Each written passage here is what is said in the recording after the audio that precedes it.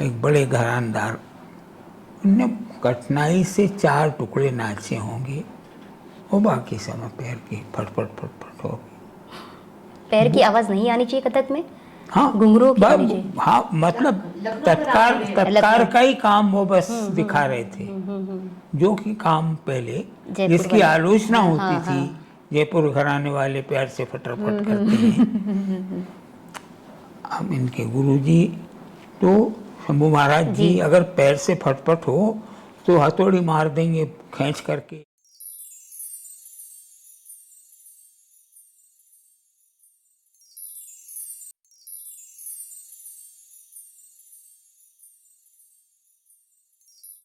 आज हमारे साथ डॉक्टर पुरुदादित जी और डॉक्टर विभादादित जी हैं। बताते हुए बहुत खुशी हो रही है कि दोनों को ही संगीत नाटक अकादमी से पुरस्कृत किया गया है। विभादादित जी को तो शिखर सम्मान से सम्मानित किया गया है और डॉक्टर पुरुदादित जी पद्मश्री से सम्मानित हैं और उन्हें कालिदास सम्मान भी दिया गया है। हम ऐसे व्यक्तित्व को अपने साथ पाकर बहुत गौरवान्वित महसूस हो रहे हैं। अब मेलोडियस लिरिकल जर्नी की संवादी लहजा इस श्रृंखला में हम स्वागत करते हैं आप दोनों का। मैं स्वरांगी सानी, मेरे मित्र भुवन सरवटे और अमित जोशी, हम तीनों का यह चैनल है जहां हम अलग अलग व्यक्तित्वों से आपकी मुलाकात कराते रहते हैं। मैं आपका पुनः पुनः बहुत बहुत स्वागत करती हूँ। नमस्कार। मुझे आपसे तो पहला सवाल यही करना है कि जब आपने ये यात्रा शुरू की तब कुलीन जो परिवार होते थे वहाँ के लोग कथक के क्षेत्र में नहीं आते थे। आपने उसे कुलीन समाज से जोड़ा, उसे अध्ययनशील, मननशील और चिंतनशील बनाया। कथक का जो साहित्य से नाता टूट गया था या शास्त्रीय पद्धति और शास्त्रबद्ध पद्धति से वो नाता टूट गया था, लिपिबद्ध नहीं हो पाया था। सबको लगता था अरे कथक तो ऐसा ही है, बहुत गलत शब्द यदि कहें तो भांड के तरह भी उसे माना जाता था। तो आपने उसे आज ये दर्जे पे लेके खड़ा किया है कि नटवरी कथक नृत्य अकादमी, जिनके आप संस्थापक हैं आप दोनों, उसका नाम जब भी लिया जाता है तो बड़े गौरव से लिया जाता है। तो मुझे इस यात्रा के बारे में संक्षिप्त में कुछ बताइए। देखिए, सन 1961 में मेरी नियुक्ति उज्जैन के माधव संगीत महाविद्यालय में नृत्य शिक्षक के रूप में हुई जी। उस समय वह विद्यालय खैरागढ़ यूनिवर्सिटी से संबंधित था और उससे संबंधित जितने भी कॉलेज देश भर में थे उनमें कहीं भी नृत्य विषय नहीं था। आपकी नियुक्ति नृत्य शिक्षक के रूप में हुई थी, लेकिन नृत्य शिक्षक के रूप में विषय मेरी नहीं था। नियुक्ति पहली बार हुई। हाँ।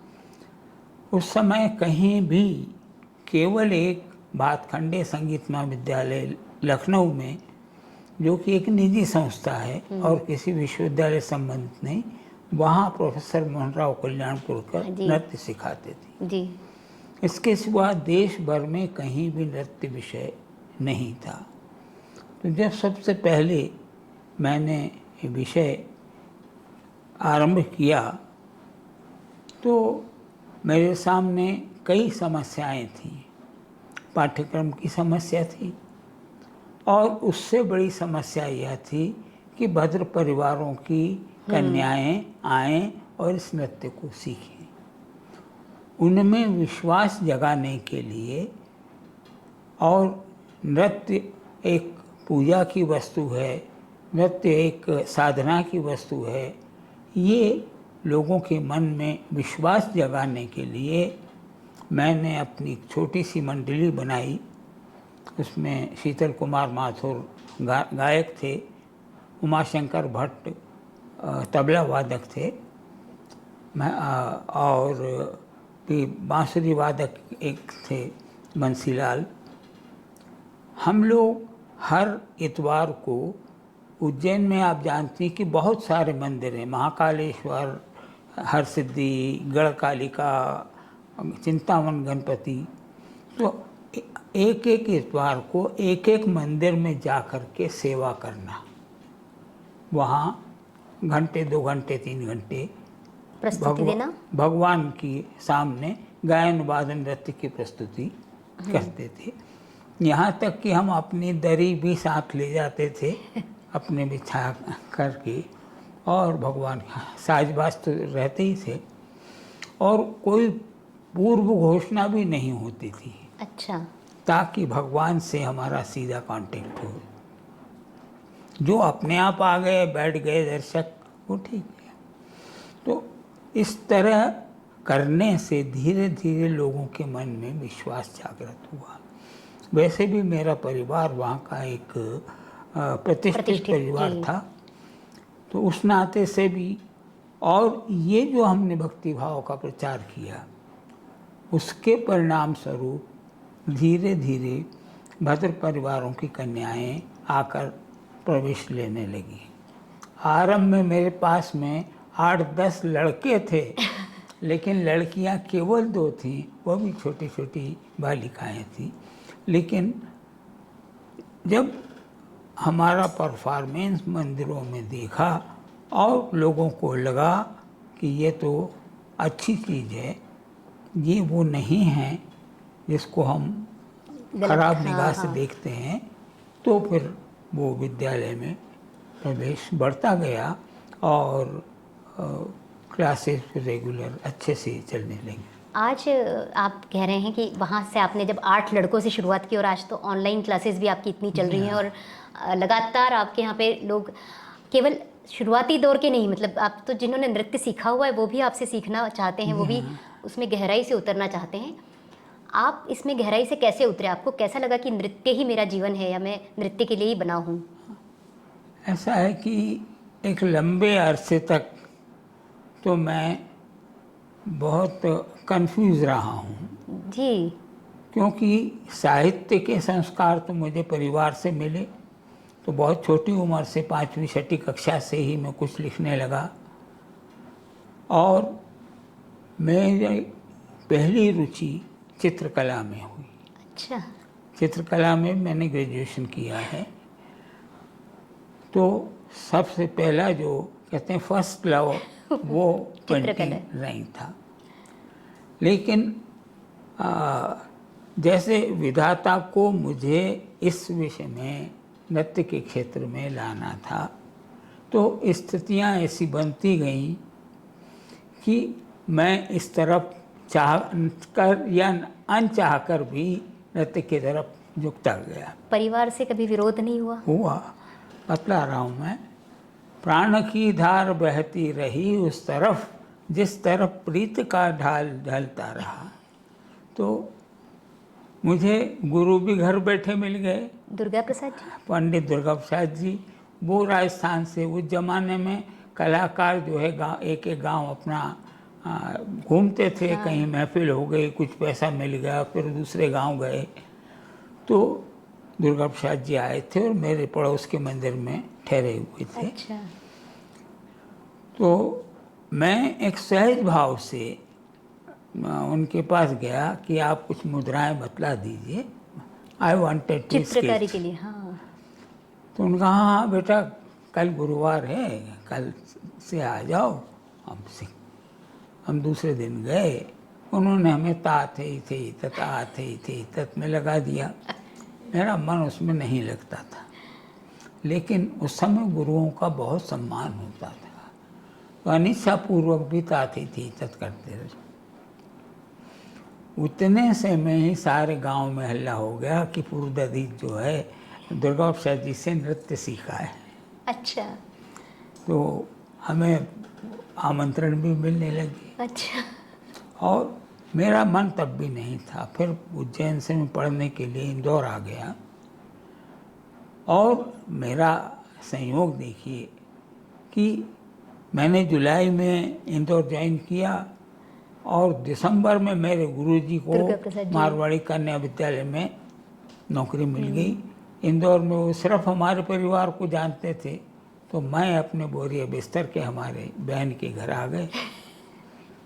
फिर उनके साथ साथ उनके लिए मकान ढूंढना, ये करना, उनकी व्यवस्था करना, ये सब काम अब शिष्य हैं सो करना है, और घर में ही आकर ठहरे हैं इसलिए भी करना है। तो वो सब करना, और उसके बदले में क्या, उठो घुंघरू बांधो, चलो शुरू हो जाओ। इस तरह हमको मतलब वो नृत्य तात ही थे तत्। आपने कितने साल केवल उतना ही किया? ऐसा कुछ हुआ कि इतने दिनों तक हम केवल उतना ही सीखते रहे? तो नहीं, मैं वहाँ उस समय साहित्य की का विद्यार्थी था। अच्छा, मैं जिस दिन चला उज्जैन से इंदौर के लिए, ठीक उसी दिन उसी ट्रेन से मेरे गुरु साहित्य के डॉक्टर शिव मंगल सिंह सुमन भी इंदौर ट्रांसफ़र होकर आए। क्या बात। तो वो कहें कि ये नाचने गाने का दलिद्र धंधा छोड़ो, बैठो साहित्य की साधना करो। इधर चित्रकला के जो हमारे, मुझे भारतीय शैली पसंद है, मॉडर्न पेंटिंग में रुचि नहीं। और वो भी मेरे पुराने जो गुरु हमारे खाडिलकर, वो भी भारतीय शैली के थे। वो चाहते थे कि उसको हम आगे बढ़ाएं। तो ये दुविधा मेरे साथ चलती रही। जब मैं नृत्य शिक्षक हो गया, उसके बाद भी ये मन में एक द्वंद्व हाँ। चलता रहा कि क्या करूं मैं। सुमन जी गलत नहीं हो सकते, खाडिलकर जी गलत नहीं हो सकते, दुर्गा प्रसाद जी गलत नहीं हो सकते, आखिर मुझे क्या करना है। अंतोगत्वा समर वेकेशन में मैं हमारी कुलदेवी का मंदिर राजस्थान में, वहाँ गया और 9 दिन तक मैंने साधना की। वहाँ मुझे इंट्यूशन हुआ कि मुझे नृत्य में ही काम करना है। तब फिर मैं पूरी तरह मैंने अपनी चित्रकला को, अपने साहित्य को, सबको नृत्य को ही समर्पित कर दिया। अब कुछ लिखता भी हूँ तो अपने आनंद के लिए लिखता हूँ, बाकी पब्लिक उसके लिए नहीं, कवि सम्मेलनों में जाता नहीं, ना उसका प्रचार करता हूँ। बस नृत्य नृत्य नृत्य। लेकिन नृत्य की किताबें जो आपकी इतनी हैं, 13-14 किताबें शायद से आपने लिखी होंगी नृत्य पे, वो किताबें आप कह लीजिए साहित्य से जुड़ी हुई है, क्योंकि आप साहित्य के विद्यार्थी रहे इसलिए लिख पाए, या हाँ, मनन चिंतन? निश्चित रूप से साहित्य का जो अध्ययन मेरा हुआ है, उसका लाभ नृत्य को मिला है। नृत्य को विकसित करने में मिला है, नृत्य संबंधी लेखन को मिला है। शायद से इतना किसी ने नहीं लिखा जितना आपने लिखा है। यदि कोई भी रेफरेंस के लिए, संदर्भ के लिए देखता है तो मुझे लगता है आपकी किताब से ही वो देखता है। तो बिंदु प्रकाशन की भी शुरुआत कैसे हुई? ये अपना खुद का प्रकाशन है बिंदु प्रकाशन? नहीं, ये भी इस तरह हुआ कि मैंने सबसे पहले अभिनव ताल मंजरी अप्पा तुलसी का एक छोटा सा ग्रंथ है ताल के बारे में, उसको अनुवाद और क्रिटिकल नोट्स वगैरह लगा करके उसको पुस्तिका को तैयार किया। तब मैं लखनऊ में बातखंडे में था। वहाँ एक सेमिनार में मुकेश गर्ग, संगीत कार्यालय हाथरस के संचालक, आए थे। उनको मैंने दिखाया कि ये काम किया है, तो वो अपने साथ ले गए और वहाँ से कॉन्ट्रैक्ट लेटर भेज दिया। 51 रुपये उन्होंने साइनिंग अमाउंट दिया और उन्होंने छाप दी। उस 51 के बाद आज तक एक नई फाइल भी मुझे नहीं मिली। तो विभा जी ने कहा कि मैं चाहे अपने गहने बेच दूं, लेकिन मैं किसी और को छापने को किताब नहीं दूंगा। तो इस तरह से हमारा बिंदु प्रकाशन का इनके प्रेरणा से और हद से शुरू हुआ। और सबसे पहले क्योंकि आवश्यकता थी कथक को टेक्स्ट बुक, हाँ, कथक की कोई टेक्स्ट बुक पूरे भारत में नहीं थी, सब विद्यार्थियों को जरूरत थी। तो सबसे पहले कथक नृत्य शिक्षा प्रथम भाग प्रकाशित किया। उसके बाद दूसरा भाग जी, वो केशव कोठारी जब सचिव थे संगीत नाटक अकादमी के, तो वो आए थे हमारे यहाँ परीक्षा लेने। उन्होंने कहा कि भैया ये जल्दी निकालो, बहुत ज़रूरत है, लोग मांग करते हैं, हम क्या जवाब दें। तो मैंने कहा किताब तो तैयार है लेकिन पैसा नहीं है छापने के लिए। तो उन्होंने 10,000 रुपये की मदद संगीत नाटक अकादमी से की, और बाकी हमने लगाया। दूसरा भाग छपा। फिर ये विभा जी छोटे बच्चों की घर में ही क्लास लेते थे, तो वो मुद्राएं सिखा रही थी।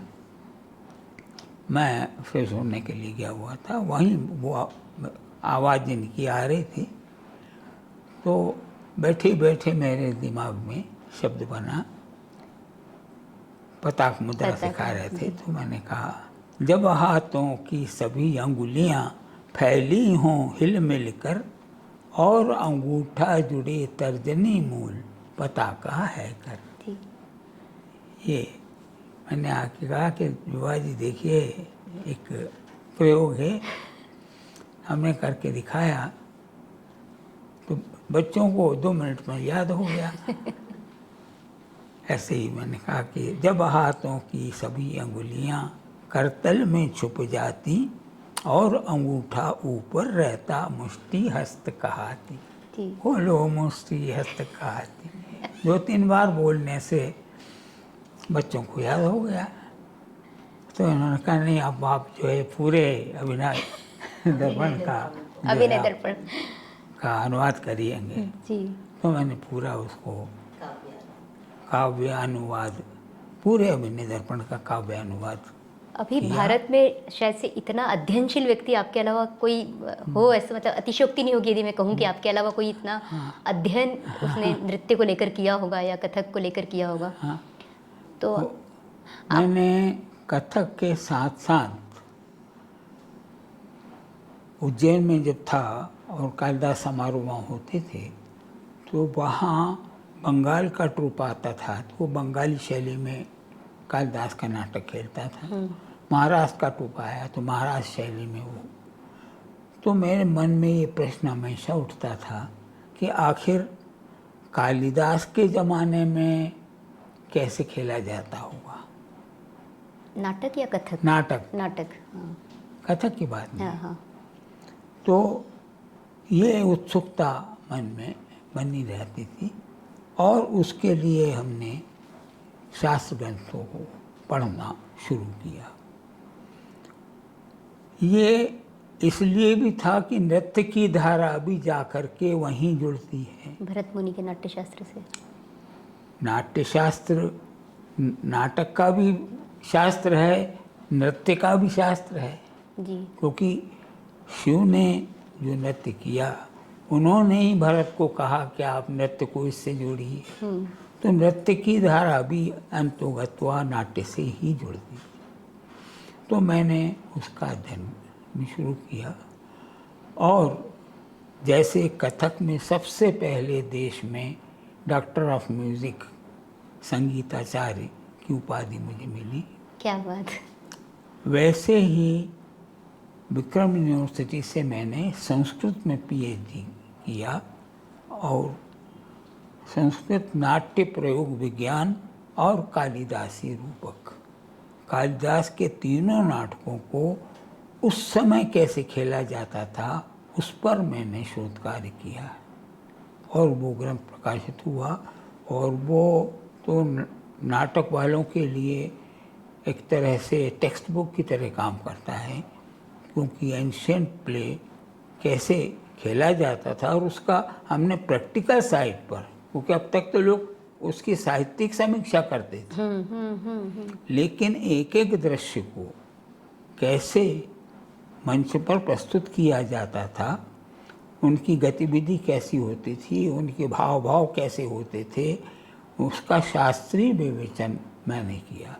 जैसे पहला ही दृश्य शाकुंतल का है कि राजा दुष्यंत रथ पर बैठा हुआ हरिण का पीछा करते हुए आता। तो दुनिया के किसी भी बड़े से बड़े मंच पर आप हरिण की दौड़ नहीं दिखा सकते, ना रथ कुछ चला सकते। तो हमारे यहाँ मुद्रा विधान इसीलिए है। हाँ, ये मृगशीर्ष मुद्रा बनाई और ये कुल्ला चिल्लाते हुए, और ऐसे रथ का संचार। तो नाट्यशास्त्र कहता है कि चूर्ण पदों से यानी समान पदों से, और ये थरिकटे थरिकटे थरिकटे थरिकट, ये रथ की गति। और राजा वो सारथी है, एक से हाथ से वो रथ की वो संभाले हुए है डोर, एक से वो। तो इसके द्वारा हमने व्यक्त किया कोई साधन साध। तो ये जो पद्धति हमारी शास्त्रीय पद्धति मुद्राओं के द्वारा सब व्यक्त करना, इस पद्धति से कहाँ कहाँ किस अंक में किसका हलन चलन कैसा होगा, किसकी पोजीशन कहाँ होगी, उसका संगीत कैसा होगा। अच्छा, पूरा आपने हाँ, विस्तार वो से। सब पर बहुत विस्तार से और शास्त्र प्रमाण लगाते हुए मैंने ये कार्य किया। उससे पहले भरत मुनि ने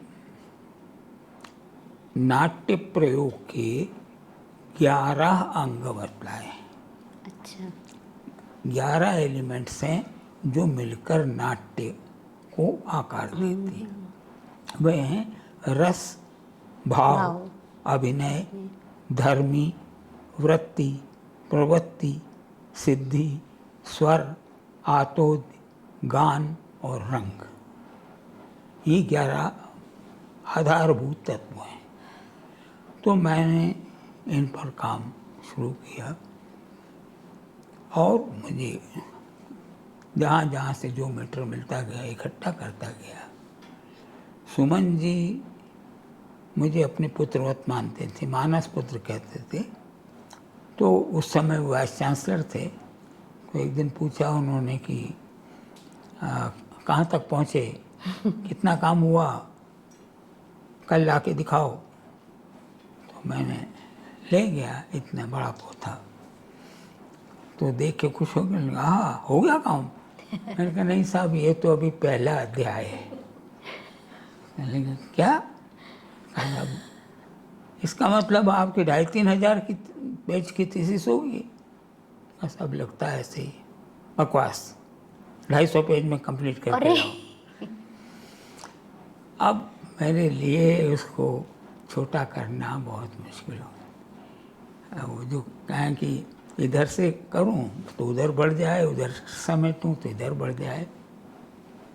बहरहाल ऐसे तैसे काम किया। और वो जो 11 नाट्य तत्व हैं उनको फिर मैं स्वतंत्र ग्रंथ का पहला, हाँ हाँ।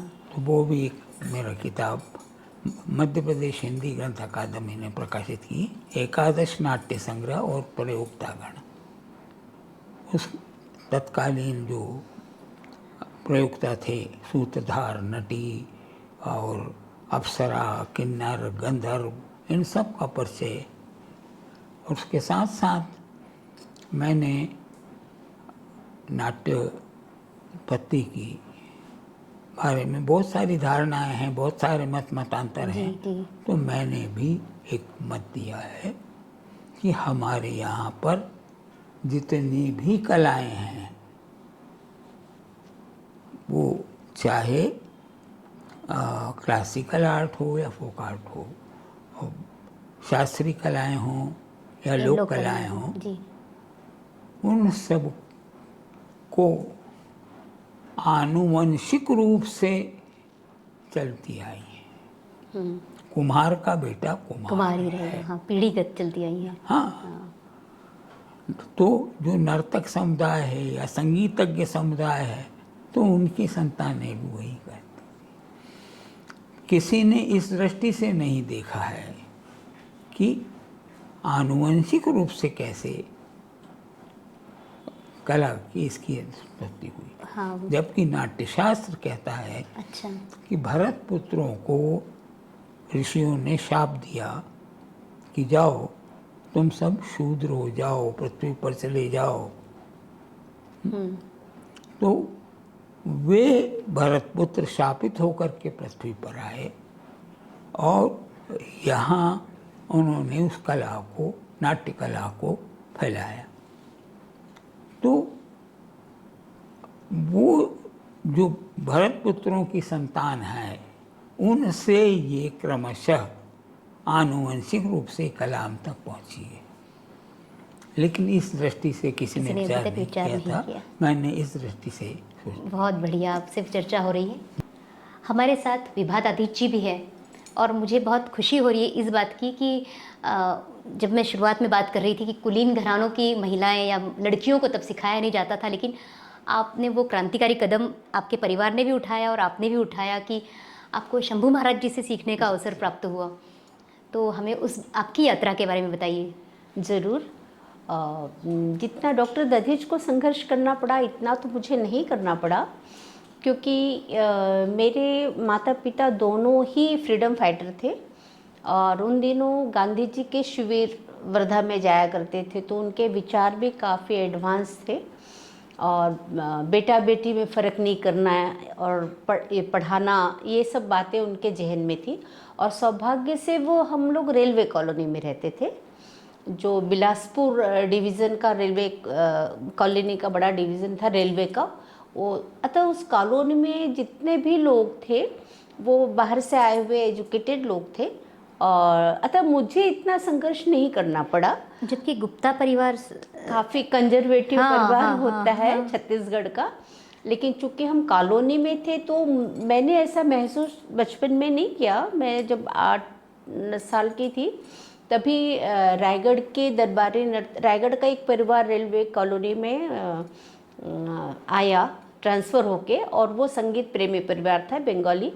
तो उनके साथ रायगढ़ के ही एक गुरु जो है उन्होंने अप डाउन करना शुरू किया। वो गाना सिखाते थे, डांस भी सिखाते, बर्मन लाल जी। ये भी रायगढ़ के जो है दरबारी नर्तक थे। तो उनको विद्यार्थियों की ज़रूरत हुई तो उन्होंने हमारे पिताजी से कहा, जब उनको मालूम हुआ कि ये संगीत प्रेमी, कि हमको और विद्यार्थी दीजिए ताकि गुरुजी आ सके यहाँ। तो फिर मुझे वहाँ कहा गया कि हमारी बेटी है, और भी हमने पिताजी ने और बच्चों को भी किया, रेलवे में लेडीज़ क्लब में उनकी व्यवस्था की सिखाने की। हालांकि वो बहुत जल्दी चले गए, तो शुरुआत तो मेरी 8-15 दिन से हुई, लेकिन वो अपने साथ रायगढ़ के कुछ कलाकारों को लेके आते थे, हमारे घर रुकते थे। तो इस तरह वो तो नहीं आए, लेकिन संपर्क हमारा रायगढ़ के कलाकारों से हमारे बाबूजी का हुआ। और फिर ये हुआ कि मुझे आगे शिक्षा इसी लाइन में डालना है, और उन्होंने कहा बेटी को बहुत शौक़ है नाचने का। स्वाभाविक है, बच्चे तो मटकते ही हैं। तो उन्होंने फिर हमको रायगढ़ शिफ्ट कर दिया। जब सारी जानकारी ले ली तो उन्होंने कहा, किसी ने कहा कि फिरतुदास वैष्णव के पास आप जाइए, अच्छा, अपने बच्चे को लेके।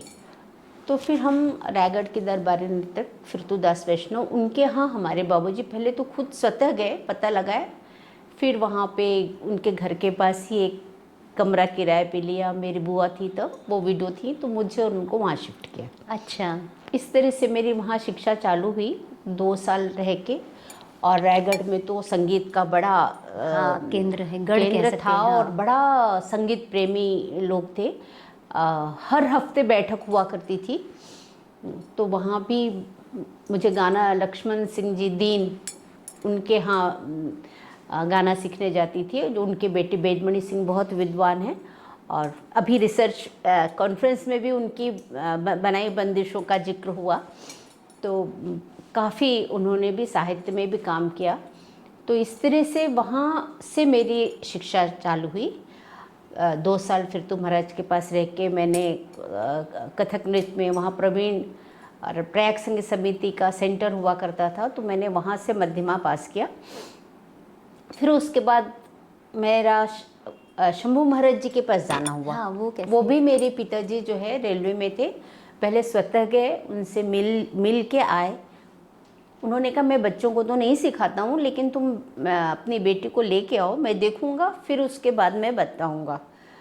तो फिर हम गए, और ये मेरा सौभाग्य था कि हम मई में गए, और वो भी एक पर्टिकुलर दिन था, यदि मैं तारीख भूल रही हूँ, 26-27 मई 64 था, जब नेहरू जी का इंतकाल हुआ था उसी दिन, जिस दिन हम वहाँ पहुँचे थे। और फिर वहाँ से हम महाराज जी के पास मिलने गए। महाराज जी ने देखा, और उनके शंभू महाराज जी के एक ही परीक्षा के तरीका होता था। वो कहते थे सीखा है ना नाच तो करो, थे तत था, और वो बताते भी थे बैठे बैठे करो, थे तत ता, ऐसे करके खड़े हो जाओ। और ये प्रश्न वो हर किसी से करते थे।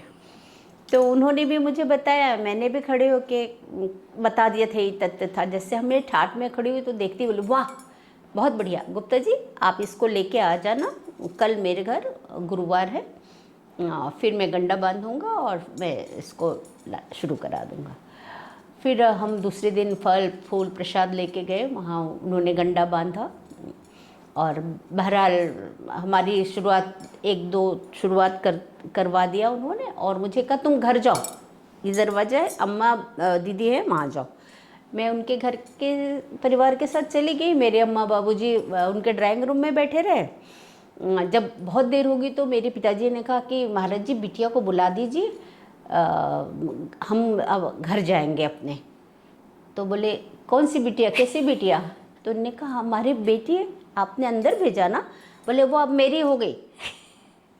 तो हमारे अम्मा और बाबूजी एक दूसरे का मुंह देखा। तो फिर बाबूजी ने कहा कि इसके तो कपड़े भी नहीं है, कल क्या पहनेगी? बोले मुन्नी के कपड़े पहनेगी। अम्मा जाओ तुम जहाँ डेरे में रुके हो ना वहाँ से कपड़े लेके आ जाना। इस प्रकार दूसरे दिन अम्मा बाबूजी मेरे कपड़े लेके आ गए और मैं उनके घर ही रही। फिर मेरी वहाँ तालीम शुरू हुई। गुरु शिष्य परंपरा में ही आपने? बिल्कुल मेरी गुरु शिष्य परंपरा में ही तालीम शुरू हुई। मैं उनके परिवार के साथ ही रहती थी। कितना फर्क पड़ता है गुरु से सीधे संपर्क में सीखना और ऑनलाइन का भी आज का ज़माना है? नहीं, बहुत ज़्यादा फर्क पड़ता है। इवन ऑफलाइन से भी ज़्यादा फर्क पड़ता है। सतत संपर्क में रहने से कि कब किस क्षण गुरु के दिमाग में क्या बंदिश आई, वो तत्काल वो आपसे कहते चल खड़े हो जाओ और करो। उनके विचार से भी हम प्रभावित होते हैं और जिस तरह से उनकी सोच की धारा रहती है वो धारा हमारी भी उसी तरह से हो जाती है। यानी एक तरह से समझिए कि घरानेदारी की जो विद्या और जो सोच है वो सोच हम में डेवलप हो जाती है। आपकी एक बहुत पर्टिकुलर चीज़ जो मैं बहुत सालों से देखती हूँ कि ज़रा कुछ चीज़ इधर से उधर होती है, आप उसे पहले ठीक करती है फिर आप आगे का काम करती है। बिल्कुल, बहुत सही है। तो ये गुरु से मिली है? बिल्कुल। मैं बताऊं कि कुछ कलाकार ऐसे होते हैं जो सृजनशील तो सभी होते हैं, लेकिन कुछ ऐसे भी टिपिकल कलाकार होते हैं जो तालीम के मामले में समझौता नहीं करते।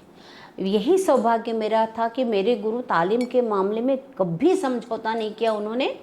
वो कहते थे जो मेरे बाप दादाओं ने, बिंदादिन महाराज ने जो उनसे सीखा, उनसे मैंने जो सीखा वो, क्योंकि बिंदादिन महाराज मेरे गुरु के बड़े पिताजी थे, तो उन्होंने जैसा सीखा वैसा ही मैंने सीखा और वही आपको करना है। और जो भी मैं सृजन करता हूँ, मेरा करता हूँ, उसमें तुम यदि कुछ करती हो तो मुझे कोई आपत्ति नहीं है। यदि तुम्हारे ऊपर वो सूट करता है तो वो खुद कहते थे अम्मा ये तुम्हारे ऊपर अच्छा लग रहा है, इसको ऐसे ही रखो। इतने भी उदार थे, लेकिन तालीम के मामले में समझौता नहीं करते थे। और स्वरंगी जी, मैं एक बात बताऊं कि आज डॉक्टर दधीच के संपर्क में आने के बाद जो मेरा ये शास्त्र प्रति जो दृष्टिकोण गया है और महाराज जी से जो मुझे परंपरागत तालीम मिली है, मुझे कहने में कोई अतिशयोक्ति नहीं है कि आज से 60 साल पहले मैंने जब सीखा कथक, तो वो मेरे गुरु उस समय 60 साल के थे। उन्होंने अपने गुरु से सीखा तो उनकी उम्र और उन्होंने उनके गुरु बिंदादिन महाराज जी के गुरुमुख से जो सुना बिंदादिन महाराज जी ने, वो बिंदादिन महाराज के पास आया और बिंदादिन महाराज से शंभू महाराज के पास आया और उनसे मेरे पास आया। तो मुझे बहुत गर्व है कहने का में। और जब मैं आज अपनी तालीम में जो प्रयोग है, उस प्रयोग को जब शास्त्र से की कसौटी में कस रही हूँ तो मुझे पूरे शास्त्र के वो लक्षण मिल रहे हैं जो कि शास्त्र में वर्णित थे। और यही मेरा अभी रिसर्च का एक पॉइंट है और हर विद्वान का कहना कि जिस तरह से आपने सोचा, और कथक लोगों का भी ये कहना है कि आपने वास्तव में कथक को जो है शास्त्र से जोड़ा। हाँ, मतलब आपने पहले सीखा और फिर पढ़ा तो आपको लगा कि ये सही है। ये बिल्कुल। और मैं उसका चिंतन करती तो मुझे लगा अरे ये तो उरंगण हम इस रूप में करते हैं, करतरी हमारे यहाँ ढूरन भूरन है, ढिलाई हमारे यहाँ इस तरह से करते हैं, अंगार हमारे यहाँ ये है। तो हर चीज़ का जो है एक कोरिलेशनशिप मैंने पाई है। और इसलिए मैं ये ज़रूर कहूँगी आपके माध्यम से, आपके चैनल के माध्यम से, कि कथक तो हर जगह, हर गली गली में लोग सिखा रहे हैं और बहुत अच्छा सिखा रहे हैं। लेकिन जो ओरिजिनल कथक है, जिसमें शास्त्र के जो अवयव तत्व के लक्षण मिलते हैं, मेरा सौभाग्य है कि मुझे ओरिजिनल कथक लखनऊ घराने का शंभू महाराज के पास। मैं ये कह सकती हूँ कि शायद से शिक्षक अभी बहुत तैयार हो रहे हैं। गुरु, आप जो कह रही गुरु की बात कर रही है, आपकी गुरु नहीं है जिनको जो इस तरह से, इसी कारण लोग हमेशा एक प्रश्न चिन्ह बना हुआ रहता है ना कि कथक का शास्त्र क्या है? शास्त्र क्या है। हाँ, तो शास्त्र तो आपको तभी मिलेगा ना जब आपने उस परंपरा को डिस्ट्रॉय न किया हो। और आप अभी भी आप दोनों इतना पढ़ते हैं। मैं जब भी आती हूँ तो आप हमेशा कोई किताब लेके पढ़ते हैं, और आज के बच्चे तो मोबाइल पे रहते हैं। बिल्कुल आपको सही क्या कहा लगता है कितना ज़रूरी है चिंतन, अध्ययन, और बहुत- कितना आप करते हैं अभी भी? बहुत ज़्यादा चिंतन और मनन की ज़रूरत है, खासकर आज की परिस्थिति में जब हमारी कथक की धारा जो है बीच में विश्रृंखलित हो गई। तो ऐसी स्थिति में कपिला वत्सन जी की एक बात मुझे अच्छे से लगती है कि जैसे सरस्वती नदी को ढूंढना पड़ रहा है, तो चिंतन मनन के द्वारा आप उसको ढूंढ के फिर पुरानी परंपरा से जोड़ सकते हैं, जो विशृंखलित धारा है उसको। तो ये बहुत आवश्यक है। और ये तो आप जानती हैं कि शास्त्र बड़ा ड्राई और सूखा है, उसमें सरसता नहीं है। तो आपका मन कैसे लगता है उसमें? पहले तो सच बताऊं, मेरा मन, आज मेरी शादी को 42 साल 43 साल हो गए। मुझे शुरू में मैं ग्रंथ को ऐसा देखती थी, मेरी ये नस तड़कने लगती थी और मैं बंद कर देती थी। मुझे ऐसा लगता था ये क्या है, जैसा निराकार की ओर आप नहीं जा सकते। लेकिन आज ये स्थिति है कि मैं उसको पढ़ती हूँ, मुझे समझ में नहीं आए तो भी मैं पूरा ग्रंथ पढ़ लेती हूँ। ये एक सबसे बड़ी क्वालिटी डेवलप हुई। फिर उसके बाद रुक के फिर उन पेज को जब चिंतन करती हूँ और मुझे लगता है इधर है, तो वो पेज पर्टिकुलर प्लेस पलट के फिर से पढ़ती हूँ। तो शुरू में तो यही होता है, आपको तो मंत्र जाप करो, मरा करो, राम राम हो जाता है। आप दादी जी से कैसे मिले? मैं रायपुर यूनिवर्सिटी को रिप्रेजेंट करने आई थी उज्जैन यूथ फेस्टिवल में। जब यूनिवर्सिटी यूथ फेस्टिवल हुआ था, वहाँ मेरी डॉक्टर दधीच से परिचय हुआ था। और फिर मेरे पिताजी का ये कहना था कि महाराज जी उन दिनों नहीं थे, और उन्होंने मुझसे कहा था कि मेरे बाद तुमको या तो माया राव सिखा सकती है या मोहन राव जी सिखा सकते हैं, और कोई सिखा नहीं सकता। तो मैंने मोहन राव जी को बहुत पत्र लिखे, उनका कोई मुझे जवाब नहीं आया। कल्याणपुरकर, हाँ, लखनऊ में मेरे बहुत पत्र गए, लेकिन मुझे कोई जवाब नहीं आया। तो फिर यही हुआ कि चलो पढ़ाई करो। तो मैंने फिर BSc BEd करने के बाद MSc में एडमिशन लिया। उस समय यूथ फेस्टिवल विक्रम विश्वविद्यालय में निर्धारित हुआ। तब मैं रायपुर विश्वविद्यालय, जो उन दिनों रविशंकर विश्वविद्यालय होता था, उनको रिप्रेजेंट करने यहाँ आई थी उज्जैन, और वहाँ डॉक्टर दधीच से हमारी मुलाकात हुई। तो मेरे पिताजी ने बताया कि भाई वहाँ हमने खूब लेटर लिखा, आप भी लखनऊ में हैं, लखनऊ में बहुत पत्र लिखा, लेकिन कोई जवाब नहीं आया, और हमारी बच्ची इसी में आगे बढ़ना चाहती है। तो मालूम हुआ कि वहाँ कल्याणपुरकर जी अब जो है रिटायर हो गए और जा चुके हैं अपने होम टाउन। तब मेरे पिताजी ने कहा कि आप वहीं बुलाइए, तो फिर हम इसका कंटिन्यू करेंगे। तब फिर मैं भातखंडे संगीत महाविद्यालय में दादी जी के माध्यम थे, और मेरा वहाँ एडमिशन हुआ। वहाँ मैं हॉस्टल में थी और डॉक्टर दधीच वहाँ टीचर थे। उसके बाद से फिर हमारा 2-3 साल बाद विवाह हुआ। फिर अब अभी तक आज 44 साल, मेरे ख्याल 78 12 फरवरी को हुआ था। अब उस हिसाब से देखिए तो 44-45 साल हो गए। मैं बात कर रही थी कि आज सब लोग प्रचलित ताल, खासकर त्रिताल बहुत नाचते हैं। आप अप्रचलित तालों को न केवल आपने उनका अध्ययन किया है, जबकि उन्हें सिखाते भी हैं और उन्हें मंच पर भी आप प्रस्तुति देते हैं, जो बहुत एक कठिन काम है, क्योंकि आपको कलाकार को तैयार करना है, संगीतकारों को भी तैयार करना है उसी के लिए। तो मैं जानना चाहूँगी कि यह आपने किस तरह से आपका विचार आया कि अप्रचलित तालों को फिर सामने लाना चाहिए? जैसा मैंने बताया कि माधव संगीत महाविद्यालय में 1961 से मैंने शिक्षण कार्य आरंभ किया। तो पाठ्यक्रम में कुछ प्रचलित तालें हैं, 3 ताल, झपताल, 1 ताल, चौताल, धमार, और साथ साथ गायन वादन नृत्य सभी के पाठ्यक्रमों में कुछ तालें अप्रचलित तालों के नाम से दी गई है और उनको प्रायः विद्यार्थी ही नहीं शिक्षक भी उपेक्षा की दृष्टि से देखते हैं कि परीक्षा के लिए ठेका याद कर लो बस, और ये सब बेकार हैं, कोई मतलब नहीं है। तो ताल तो 3 ताल है।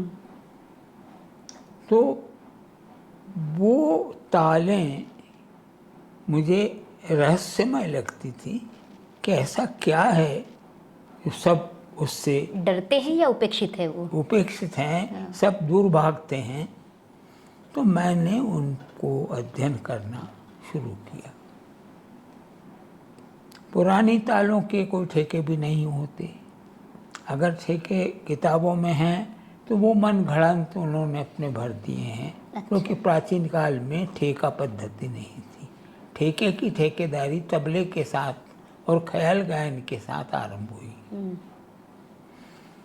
तो मैं देखते देखते, क्योंकि मैं साहित्य का भी विद्यार्थी हूँ, तो मुझे अचानक ये बात समझ में आई कि जो ताल है उसका एक छंद है, छंद से ताल है, ताल से छंद है।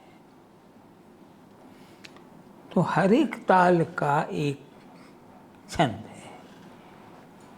उस छंद के हिसाब से जब मैंने लिखना शुरू किया तो फिर मुझे हर ताल 3 ताल बन गई।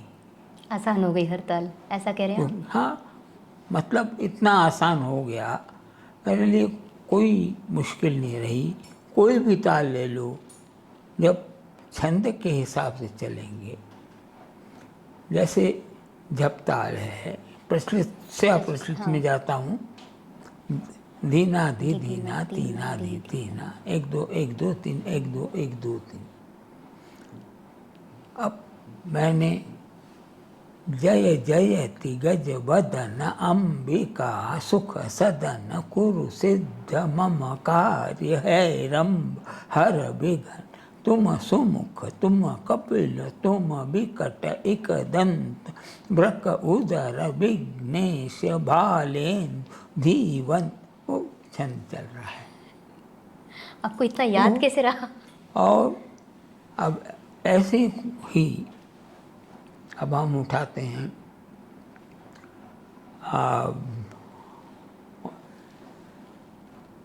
ये बसंत ताल लेते हैं, 9 मात्रा। उसका जो शास्त्र विभाग है वो लघु लघु लघु गुरु गुरु गुरु, यानी 1 1 1 1 2 1 2 1 2। ये इसका शास्त्रीय स्वरूप है, बसंत ताल। अब मैंने इसको लिया।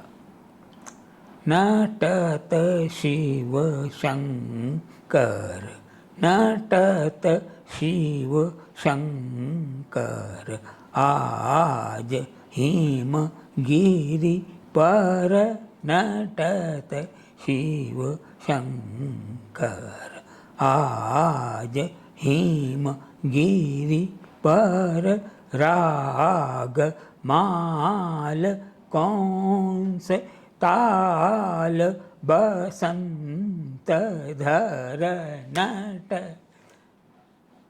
तो वो यूँ का यूँ ही। हाँ जी। तो हर एक ताल को इस तरह से देखा जाए। ब्रह्म ताल जो सबसे बड़ी ताल अपनी है आज के समय, 28 मात्रा, कोई नहीं बरतता। उसमें मैंने एक ध्रुपद रचना की और उसको आसान बनाने के लिए ये जो ब्रह्मताल है ये प्राचीन वर्धमानक ताल है। वर्धमानक यानी जो बढ़ती जाए, स्रोतोत्मक गति की तरह। यूँ 1 ताली 1 खाली, 2 ताली 1 खाली, 3 ताली 1 खाली, 4 ताली 1 खाली, ये इसका स्वरूप। तो ये जो खाली, इसके लिए हमने 4 तुक पकड़ी, क्योंकि द्रुपद में 4 खंड होते हैं, कर धर हर वर, और ये खाली पर आएंगे। शंकर प्रलयंकर मदन दहन कर त्रिपुरारी भयंकर। शंकर प्रलयंकर मदन दहन कर त्रिपुरारी भयंकर। करी कर मन कर डमरू ध्वनि कर तांडव नर्तन कर शंकर। क्या बात। अब बहुत बच्चे को भी सिखा दें तो वो कर लेगा, इतना है इसको। आसान जो कर दी। ब्रह्मताल के नाम से घबराहट होती थी, लेकिन कथक को तो अभी बहुत आसान, कथक तो अभी बहुत आसान लगता है लोगों को। अभी जो बीच का एक दौर पूरा है उसने कथक को बहुत आसान कर दिया है। कर दिया हमने, ये प्रयास करते हैं। और इसी हम अभी क्या हो रहा है कि लोग मात्रा गिनते हैं, हाँ, छंद नहीं पकड़ते, अच्छा। इसलिए सारी कठिनाई है। आप 28 मात्रा गिन रहे हैं, उस छंद को नहीं पकड़ रहे हैं। या वसंत ताल है तो 9 मात्रा गिन रहे हैं, उसके छंद को नहीं पकड़ रहे हैं, इसलिए सारी मुश्किल। जब आप छंद को पकड़ लेंगे, जैसे मंठिका ताल, एक मंठिका ताल जी। संगीत रत्नाकर में है, तो 1 2 3 4 1 2 3 4 1 2 3 1 2, ये बहुत किया इन्होंने डांस इस पर, मंठिका ताल नाची की। तो अब हम, ये हुआ 13 मात्रा, 1 2 3 4 1 2 3 4 1 2 3 1 2। तो हम सीधे 1 2 3 4 5 6 7 8 9 10 11 12 13 ऐसा गिनते हैं। तो वो ताल के जो कटाव हैं वो समझ में नहीं आते। हाँ, हाँ। अब उसको बजाय ऐसे हम ऐसा करें कि 1 2 3 4 1 2 3 4 1 2 3 1 2 1 2 3 4 1 2 3 1 2 3 1 2 1 2। इसके ऊपर भी गीत है, गरजत बरसत हैं? गरजत बरसत सघन हाँ। घन। अब उसको हमने गीत बनाया, गरजत बरसत सघन घन, 4 4 अक्षर, फिर 3 फिर 2, गरजत बरसत सघन घन, पूर्वा डोलत सन न सन, नव गति नव लय ता छंद नव, बिहरत राधे कुंवर बन, गरजत बरसत सघन घन। वाह। तो जब ताल को इस तरह से देखेंगे तो आसान हो जाएगा, उसको उसके छंद के अनुसार। आप जो एक बात कह रहे हैं कि कटाव हम उस तरह से लेंगे तो हाँ। आसान होगा। अभी मैं कह रही हूँ जैसे कथक अभी जो आ रहा है वो पूरा ज्योमेट्रिकल, इसमें त्रिज्यात्मक, इसमें बहुत सीधा सीधा नाचा जा रहा है। वही क्या और है? वो अधिकतर मतलब ज़्यादातर एकल नृत्य कम हो गया है, समूह में नाचा जा रहा है। हाँ। इसे लेकर आपको क्या लगता है कि वो अपने मूल स्वरूप का है या नहीं है? ऐसा है कि कथक, एक समायाचना पूर्वक कहूँगा कि एक कहावत है, गरीब की जोरू सबकी भाभी। जो आया उसने छेड़खानी शुरू कर दी। जी। हर कोई नए नए एक्सपेरिमेंट कर रहा है। अभी पिछले 10 सालों में, 20 सालों में ज़्यादा हुआ ऐसा लगता है आपको? हाँ, इधर बढ़ता जा रहा है, ये बीमारी बढ़ती जा रही। जो 4 दिन सीखा नहीं मध्यमा पास भी नहीं किया, अपनी क्लास खोल के बैठ गए और कोरियोग्राफी और करने लग गए, अपना माना पूरा तम कुछ भी करने लगे, गुरुओं से तालीम लिए नहीं। और जो सदगुरु थे जिनकी कृपा हम पर बरसी, इन पर बरसी, दुर्भाग्य से अब वो सब चले गए। अब जो हैं वो स्वयं पूरी तरह शिक्षित नहीं है, परंपरा को पूरी तरह स्वयं ही नहीं जानते। इस वजह से और नए नए प्रयोग, चाहे मतलब उस परंपरा के अनुकूल हो या शास्त्रानुकूल हो या ना हो, वो कर रहे हैं। आपने जब शुरू किया था तो कथक जो दिखाया जाता था, प्रदर्शित होता था, छोटी जगहों पर होता था, आसपास लोग बैठे हैं, बीच में कर रहे हैं, तो आपको सारे ग्लैमर की ज़रूरत नहीं होती थी। आज बड़े मंचों पर हो रहा है, तो उसका स्वरूप कितना बदला और उससे आप कितने सहमत हैं? ऐसा है कि ये तो सही है कि हमने भी ज़्यादा महफिलों में ही नाचा है, या मंदिरों में या महफिलों में। तो मंच पर वो आया, अच्छी बात है। अब मंच के अनुकूल उसमें बदलाव हुए हैं, बदलाव लाना ही होगा, लेकिन वो बदलाव ऐसे होना चाहिए जो शास्त्र सम्मत हो। नृत्य की जो परंपरा है और उसके पीछे कुछ सोच होना चाहिए, कुछ विचार होना चाहिए। कोरियोग्राफी हमारे यहाँ पहले भी होती थी, मेरे पास शास्त्र ग्रंथ हैं, 64 कन्याओं को एक साथ नचाया। रहस्य में जो होता था, हाँ, तो कोरियोग्राफी होती थी, 16 की होती थी।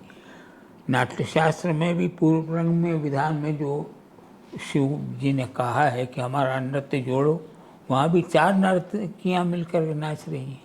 लेकिन कथा जो कहते कथा कहे सो कथिक कहलाई, तो अब शायद से कथा नहीं रही है कथक में। तो कथा तो कथक से समाप्त ही हो गई है। कौन करता है कथा? अब तो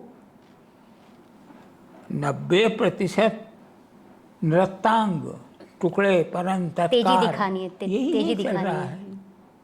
कथा तो समाप्त ही, आखिर में एक छोटी सी ठुमरी या भजन कुछ कर दिया, 10 मिनट 5 मिनट, बाकी सब टुकड़े, परन, तत्कार। यहाँ तक हो रहा है कि कल तक हम जिसकी आलोचना करते थे, आज वो हम कर रहे हैं। हाँ। जयपुर घराने वाले प्रारंभ में पैरों का काम करते थे, ले ताल का एक चौखट बनाते थे, एक माहौल बनाते थे ले ताल का, उसके बाद नाच शुरू करते थे। लखनऊ वाले ठाठ से ही आरंभ करते थे। बिल्कुल, हाँ। वहाँ ये तेजी तैयारी, की हाँ फर्क हाँ। नहीं। अब भी क्या हो गया है कि सारे लखनऊ वाले पैरों की फटफट फटफट कर रहे हैं। टुकड़े, अभी चेन्नई हम गए थे समारोह में, तो एक बड़े घरानदार, उनने कठिनाई से 4 टुकड़े नाचे होंगे और बाकी समय पैर की फटफट फटफट होगी। पैर की आवाज़ नहीं आनी चाहिए कथक में। हाँ, घुंघरू की आनी चाहिए। हाँ, मतलब तत्कार का ही काम वो बस दिखा रहे थे, जो कि काम पहले जिसकी आलोचना होती थी, जयपुर घराने वाले पैर से फटाफट करते हैं। अब इनके गुरुजी तो शंभू महाराज जी अगर पैर से फटफट हो तो हथौड़ी मार देंगे खींच करके, या जो भी हाथ में आ गया। इन्हें घुंघरू बांधे हैं काहे के लिए, पैर से फटफट नहीं होना। आज इतना मार नहीं सकते किसी को। आज वो हो रहा है। ठाठ लगभग लुप्त हो गया है। जो गाने में अलापचारी है वो नृत्य में ठाठ है। हाँ। बड़े सुकून के साथ में, विलंबित लय में, अंग उपांग प्रत्यंग एक एक का संचालन, मुंह का संचालन, नेत्र संचालन, ग्रीवा संचालन, कलाई का संचालन, ये सब ठाठ के अंग थे। अब ठाठ दिखाई नहीं पड़ता और करते भी हैं तो एक मुखड़ा मारा, यहाँ कूद के यहाँ चले गए, पोज बना दिया, फिर मुखड़ा मारा, वहाँ चले गए। ठाठ के नाम पर ये सबसे बड़ा कबाड़ा किसने किया फिर इसमें? अब किसी एक को तो दोष देना ठीक नहीं है, ये धारा है, समय का प्रवाह है ये। प्रवाह है। वो मैंने बतलाया ना कि असली बात ये है कि जब आप परंपरा की तालीम नहीं लेंगे तो मनःपूतम करेंगे। जब एक परंपरा से सीखेंगे तो आप कभी भी हिलेंगे नहीं। हमारा इनका ये हमारी सबसे बड़ी प्रशंसक भी हैं और सबसे बड़ी आलोचक भी हैं। पुराने शिष्य इस बात को जानते भी हैं। घर में ही आलोचना, और मतलब हम कुछ नया रचते हैं तो इनको सुनाते हैं और उनके एक्सप्रेशन से हमें मालूम हो जाता है कि बोलें वो तब तो ठीक है, बतला दें तब भी ठीक है, नहीं बोलें कुछ भी चुप रह जाएं, लेकिन उनके एक्सप्रेशन में लगता है कि गड़बड़ है, उसको फिर रिवाइज करना है।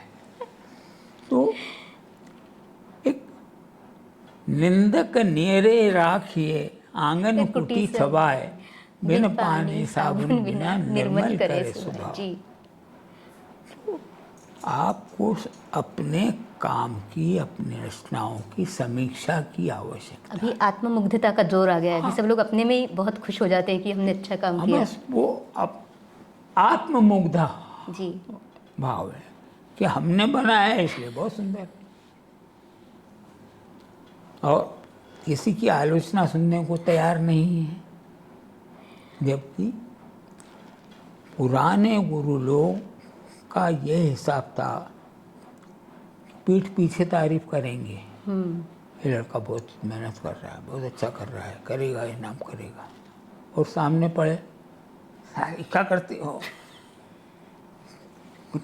छोड़ दो, भाग जाओ, कुछ भी मतलब गाली बनेंगे, ये नहीं। कभी मुंह पर गुरु के तारीफ नहीं निकली। वो उस नेगेटिव पद्धति से चल। आप जा रहे हैं, जैसे आपके साथ में गुरु आए यहाँ पे, हाँ। ऐसा आपको लगा कि कोई शिष्य है या ऐसे कोई शिष्य है आपके कि जो ऐसा लगता है इनके पीछे मुझे जाना चाहिए, इनको तैयार करना चाहिए? मेरे को प्रतिभाशाली शिष्य तो कई जीवन में आए, लेकिन इस संसार की भौतिकता ने उनको ले लिया। मतलब वो दूसरे धंधों में चले गए, जिनसे बड़ी उम्मीद थी कि ये नाम करेंगे या अच्छा काम करेंगे। इनको एक स्तर तक ले गए, हम नेशनल स्कॉलरशिप दिलाया, ऑल इंडिया कॉन्फ्रेंसों में नचाया, ये सब किया, लेकिन वो कोई इंजीनियर हो गया, तो कोई पायलट हो गया, कोई तो वो हमारी विद्या हमारे पास है। मुझे बहुत अच्छा भी लग रहा है कि मैंने आपसे सीखा और कुछ लिखने की कोशिश भी की। कि मैं चाहूँगी कि ये मेरी किताब है, वह हस्ती बहुत है, इसमें से यदि आप कुछ पढ़ के सुनाए तो जो आप पसंद करें। ये मुझे बहुत अच्छी लगी। एक बहुत सालों पहले ताल के सम पर इन्होंने एक कविता लिखी थी, वो मुझे अच्छी लगी थी, तो मैंने इनसे मांगी थी। हाँ। और उन्होंने उसको बाकायदा लेमिनेशन करके और मुझे प्रेजेंट की थी, वो भी मेरे पास सुरक्षित है। सम पर पहुंचना और जरूरी उसके होता है। बाद ये बहुत अच्छी, इसको भी मैंने पूरा पढ़ा है, बहुत अच्छा है। और आत्माभिव्यक्ति इसमें बहुत सुंदर तरीके से हुई है।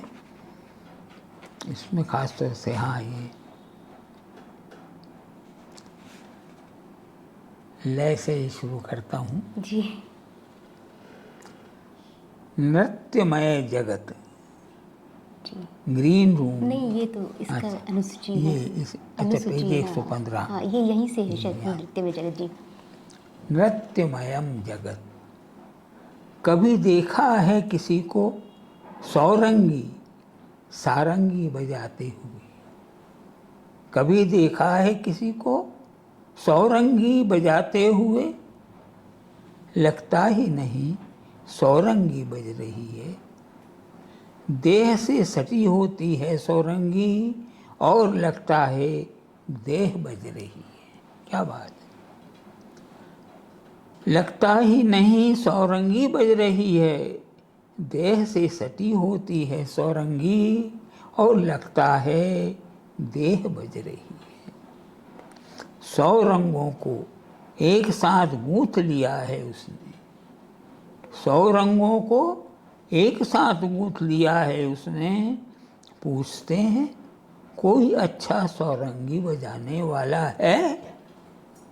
पूछते हैं कोई अच्छा सौरंगी बजाने वाला है? नाम आता है उसका, जिसने मान लिया है गज को, देह के साथ सेतु बन गया है गज, जिससे उसकी देह के पार की यात्रा शुरू होती है। क्या बात है! जिससे उसके देह के पार की यात्रा शुरू होती है। बहुत सुंदर, बहुत सुंदर।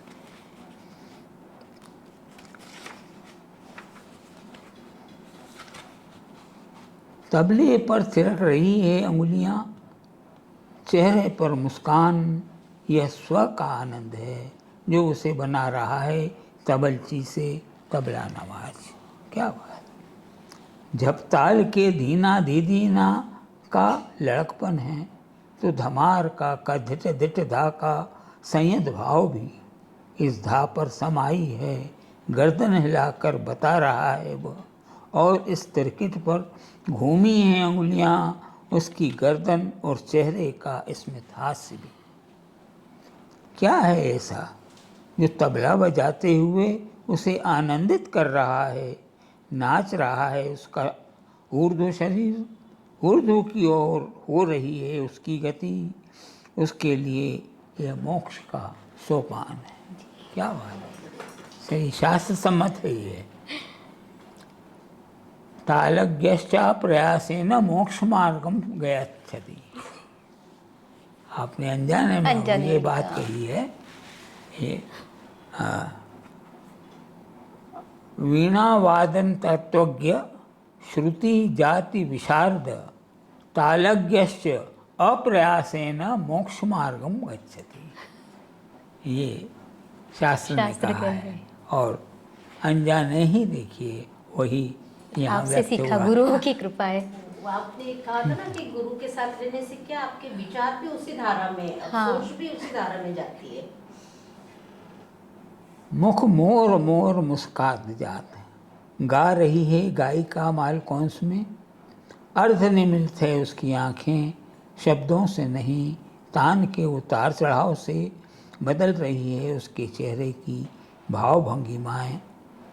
यदि इसकी जगह वह गाती ठुमक चलत रामचंद्र, तब भी उसके चेहरे पर वही शांत भाव होता जो भोर भई अब आए हो, रेन कहाँ बिताई गाते हुए होता। गायिका को न शब्दों का उपालंब चाहिए, न उनके अर्थों की व्यंजना। उसके लिए शब्द से भी ज़्यादा जरूरी है स्वर, आरोह अवरोह। वह स्वरों में खो जाती है, वही है उसका परमानंद, उसका मोक्ष। क्या बात! सचमुच ये स्वर ताल दो ही तत्व हैं, एक देह है, एक आत्मा है। स्वर आवरण है, उसके अंदर प्रवाहमान लय है। क्या बात! शब्द तो भ्रम पैदा करते हैं, शब्द भ्रम पैदा इसलिए हम